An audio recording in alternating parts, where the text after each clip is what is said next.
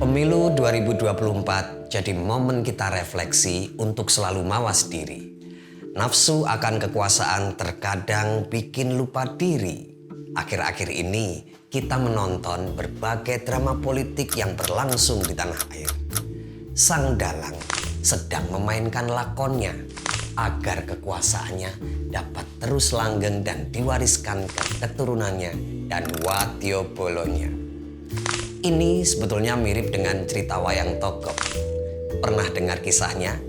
Seorang tokoh mahasakti yang harus rela kehilangan segalanya karena nafsunya untuk berkuasa. Saya Pak Sirara Salid, ngerasani edisi perdana akan berkisah tentang nafsu nguntal dunia wayang togok yang berakhir tragis.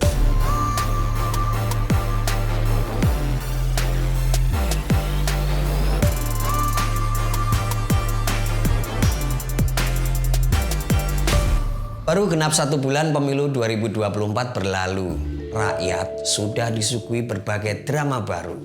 Memang, setiap pemilu pasti menyisakan permasalahan post-election seperti pemilu yang sudah dalam sejarah. Post-election problem seperti calon yang kalah tapi tidak terima, gugatan sengketa hasil pemilu di Mahkamah Konstitusi, aduan kecurangan pemilu di Bawaslu. Seperti pada pemilu-pemilu pasca reformasi, negara kita lazim menemui kasus-kasus seperti itu sebagai buntut dari pemilu. Akan tetapi, pada pemilu 2024 ini tak hanya masalah klasik pemilu yang dijumpai. Namun, hanya dalam waktu 1 bulan saja, hampir setiap hari ada saja kabar ataupun keputusan dari penguasa. Dalam hal ini adalah negara yang mengusik hati nurani warga. Negara ini seperti kejar tayang membuat episode drama baru, membuat rakyat yang menontonnya jadi emosi. Tiba-tiba saja rakyat dikejutkan dengan berita bahwa istana telah rapat membahas program makan siang gratis. Padahal pemenang pemilu belum diputuskan oleh KPU. Tak lama berselang, dengan penuh kejutan, negara mementaskan drama penganugerahan bintang kehormatan yang disematkan oleh pimpinan negara ini kepada kandidat kuat pemimpin berikutnya. Lalu, adegan goro-goro mulai digelar.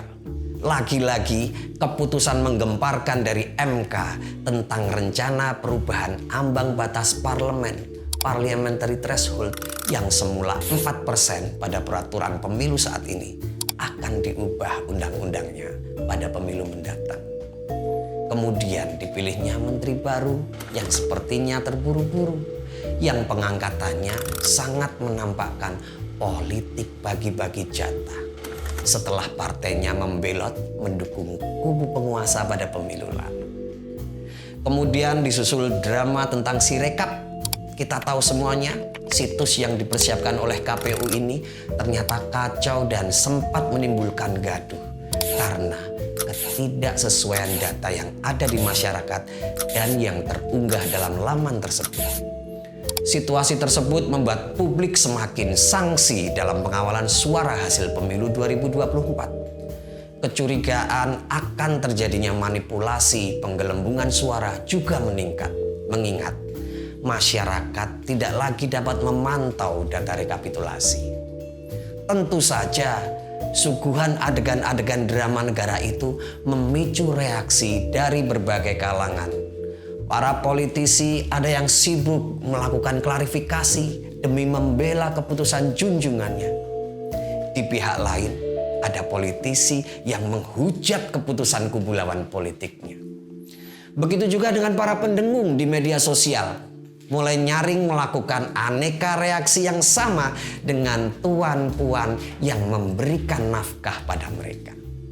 Rakyat tidak kuasa dan mau tidak mau hanya bisa menjadi penonton bagaimana sang sutradara atau sang dalang penguasa itu sedang memainkan lakon konsolidasi kekuasaannya agar kekuasaan yang telah diperoleh selama ini atas nama keberlanjutan dapat terus langgeng dan diwariskan ke keturunan serta wadyabolonya.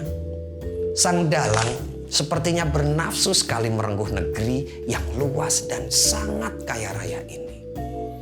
Seolah bumi Indonesia dan seisinya mau diuntal seluruhnya. Membahas kejadian untal-menguntal negeri ini, kita sesungguhnya dapat berkaca dan mengambil tauladan dari sebuah lakon wayang Jawa, yakni Togog. Kebetulan kisah dan kronik Togog ini kok rasanya agak mirip dengan drama pemilu hari ini. Mengingat juga sang dalang negeri ini dan bolo-bolo pengiringnya mayoritas adalah orang Jawa. Drama lakon wayang ini seharusnya relate dengan pengalaman dan latar belakang kultural mereka. Alkisah, sang Togog tokoh yang sebetulnya mahasakti. Togog ini sebetulnya adalah dewa yang pada akhirnya gara-gara kelakuannya bernasib buruk dan nelangsa. Pada waktu muda, Togog mempunyai nama Tejo Mantri. Diceritakan pada saat itu ada sayembara nguntal bola dunia yang diadakan oleh Sang Hyang Wenang, pemimpin kahyangan jagat para dewa dalam dunia wayang. Mirip sekali dengan apa yang terjadi di jagat manusia negeri kita hari ini. Sayembara dalam wayang tersebut juga diikuti oleh 3 kontestan. Mereka adalah Tejo Mantri, Tejo Moyo atau nama mudanya si Semar, dan Manik Moyo yang kelak akan menjadi Betara Guru. Ketiganya adalah dewa sakti yang sebenarnya masih bersaudara. Masing-masing dari mereka merupakan calon kuat penguasa dunia. Syarat memenangkan sayembara itu, barang siapa ingin menguasai dunia kudu bisa nguntal atau menelan jagat ini. Setelah mendengar syarat itu, Tejo Mantri yang diantara kontestan itu adalah yang paling tua umurnya bertanya, "Menawi kula gagal mboten saged nguntal jagat niku kepripun Ndara?" Menurut panitia sayembara, barang siapa yang mencoba nguntal bola dunia tapi gagal, maka akan diusir dari dunia dewata kahyangan. Harus turun derajatnya ke tingkat dunia yang lebih rendah, membaur dengan para raksasa dan kawulo biasa.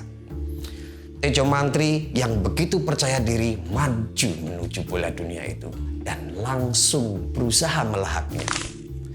Tapi apa daya, ketika dunia itu sudah masuk ke dalam mulutnya, Togog ternyata tak bisa mengunyah dan menelannya. Dicoba berkali-kali pun ternyata dunia seisinya itu tetap tak mampu untuk ditelan sendirian. Lebih sial lagi, karena upayanya menelan bumi itu gagal mengakibatkan mulut Togog robek, duwer, mukanya jadi rusak, perutnya membesar, matanya melotot. Hilanglah sudah semua wujud rupawan Tejo Mantri muda sebagai dewata mahasakti. Terjerembablah ia dalam wujud yang buruk rupa seperti bentuk wayang kulit Togog yang kita ketahui hari ini. Sesuai syarat sayembara dari Sang Hyang Wenang, yang mana mengharuskan siapa yang gagal untuk terusir dari kayangan, maka kesialan Togog seperti sudah jatuh masih juga tertimpa tangga. Sudah jadi buruk muka, masih harus kehilangan martabat dan kehormatannya sebagai dewata. Dia harus turun kasta, tinggal bersama raksasa penghuni dunia bawah. Sang Hyang Wenang sempat memberi wejangan pada Togog bahwa apa yang terjadi padanya disebabkan karena terburu nafsu menguasai bumi seisinya. Itu yang mengakibatkan dia kehilangan harga dirinya. Ibarat peribahasa yang memuat filsafat orang Jawa, amburu uceng kelangan delek. Demi memburu ikan kecil di sungai, harus rela kehilangan ikan besar yang telah dimiliki. Togog yang sebelumnya telah mempunyai kebesaran sebagai dewata, masih juga tergoda untuk rakus menelan bumi demi mendapatkan tambahan kekuasaan. Akibatnya, Togog kehilangan sesuatu yang selama ini membuatnya masyhur, yaitu nama baik. Pada akhirnya, dalam setiap pementasan wayang Jawa hari ini, Togog, sang mantan dewa sakti itu hanya menjadi bulan-bulanan dalam kelir wayang. Menjadi olok-olok, sering dijadikan bahan bercanda, dan tidak lagi tersisa kehormatannya di masa lalu. Karena telah menjadi buruk rupa, dengan cangkem yang doer, dan kalau omong tidak lagi jelas ucapannya. Dalam lakon sayembara pemilu negeri ini, memang sang pemenang dijamin hadiah yang sangat besar, yaitu negeri Indonesia yang serba makmur dan kaya raya seisinya, sampai ke kekayaan tambang di bawah tanah dan lautnya. Namun ingat, ngelmu dari lakon wayang tersebut, dunia ini jangan diuntal sendiri. Tidak akan cukup mulutmu menahan rakus kekuasaanmu. Lakon wayang, selain menjadi tontonan untuk masyarakat Jawa, juga mempunyai peran sebagai tuntunan. Dalam menyampaikan tuntunan tersebut, karya seni memang terkadang mempunyai isi cerita yang menyindir, menyitir, bahkan kritik menohok kepada siapapun yang merasa tertohok. Itu pun kalau kroso.